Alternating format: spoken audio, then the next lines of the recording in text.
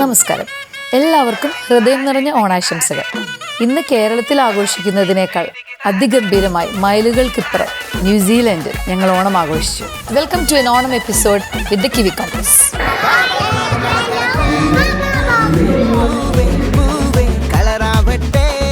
ഓണം ആഘോഷിച്ചു എന്നല്ല, ഒരു ചെറിയ കേരളം ഞങ്ങളിവിടെ റീക്രിയേറ്റ് ചെയ്തു എന്ന് വേണം പറയാൻ. Our stage today was Kerala Reborn.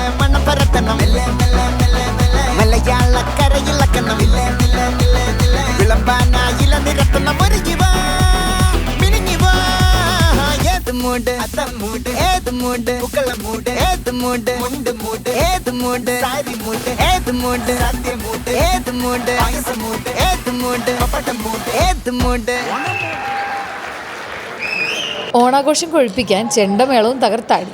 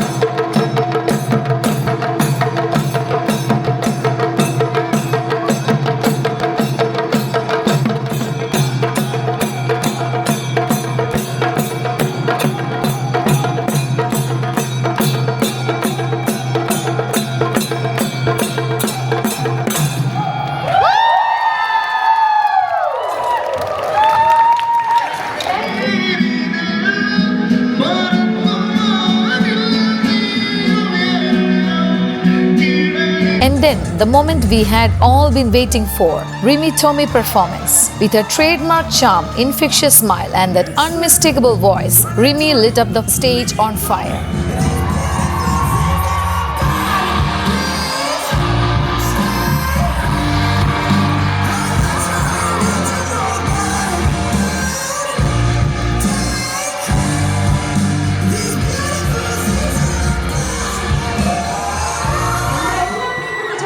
ചേച്ചിമാർക്കും കുഞ്ഞേജിമാർക്കും നമസ്കാരം. ക്രൈസ്റ്റ് ചർച്ചുകാർക്ക് എന്തൊരു എനർജിയാണോ, എനിക്ക് വയ്യ. ഇതിന്റെ ഒരു പകുതി എനർജി ഞാൻ ഞങ്ങൾക്ക് കിട്ടിയാൽ മതിയായിരുന്നു, ഞങ്ങൾ പൊളിച്ചേനെ. വേറെ വിശേഷമൊന്നുമില്ല. എന്താ പറയുക, നമ്മുടെ ന്യൂസിലൻഡിലെ ഇത് 3ാം ഷോയാണ്.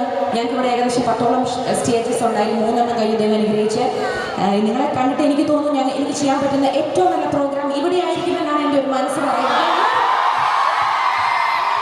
പക്ഷേ ആ സ്ഥലത്ത് വരുമ്പോഴേ നമുക്കത് ഫീൽ ചെയ്യും. ഇപ്പോഴും ഞാനെന്ന് പറയുമ്പോൾ ഫ്രണ്ട് ഇരിക്കുന്ന ചേച്ചി വിചാരിച്ചുകൊണ്ടിരിക്കുന്നത് എന്താണെന്ന് ഞാൻ പറയട്ടെ. സെറ്റ് സാരി ആ ചക്കപ്പോത്ത് പോലെ ഇരിക്കുന്ന ആളാണ് ഈശ്വര ഇപ്പം ഇങ്ങനെ ഇരിക്കുന്നതല്ലേ വിചാരിച്ചത്.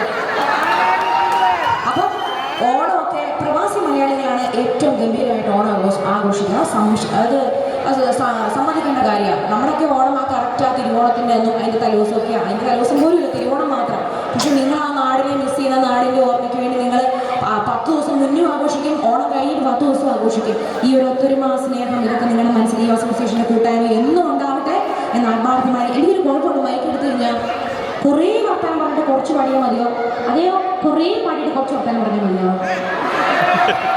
ശരി, അധികം സംസാരിക്കാൻ ഇത് കഴിയുന്നില്ല. അപ്പോൾ ഒറ്റയടിക്ക് നമ്മളിതാ പോകുന്ന ഒരു 2-2.5 മണിക്കൂർ ഞാൻ നിങ്ങളൊരു യാത്രയിലൂടെ കൊണ്ടുപോകും. ഈ യാത്രയിൽ എനിക്ക് വേണ്ടത് ഇതേ കൈയടി, ഇതേ ചിരി. നമ്മുടെ ഒരു വീട്ടിൽ നമ്മുടെ ഒരു ഫാമിലി ഗെറ്റ് ടുഗദർ എങ്ങനെയാണോ അത്രയും എൻ്റെ സ്വന്തപ്പെട്ടവരെ പോലെയാണ് ഞാൻ. എൻ്റെ ആരൊക്കെയാണെന്നുള്ള വിചാരത്തിലാണ് ഞാൻ സംസാരിക്കുന്നത്. സ്റ്റേജിൽ നിൽക്കുമ്പോൾ സ്റ്റേജിൽ താഴെ ഇറങ്ങി ചിലപ്പോൾ ഞാൻ നിങ്ങളെപ്പോലെ കുറച്ച് ഷൈയൊക്കെ ഇച്ചിരി സൈലൻ്റാണ്. പക്ഷെ സ്റ്റേജിൽ എൻ്റെ വീട്ടിൽ ഒരാളെ പോലെയാണ് കാണുന്നത്. ആ സ്നേഹത്തിൽ തരൂ എനിക്ക് ഒരു കൈയടി കൂടെ. ഒരു കാര്യം കൂടെ, ലോകത്തെല്ലായിടത്തും അത്യാവശ്യം കുറേ സ്ഥലങ്ങളിൽ ട്രാവൽ ചെയ്തിട്ടുണ്ട്. എൻ്റെ വിചാരം സ്വിറ്റ്സർലൻഡൊക്കെ ആയിരിക്കും ഇതുവരെ കണ്ടതിൽ ഏറ്റവും ഭംഗിയുള്ള സ്ഥലമെന്നായിരുന്നു.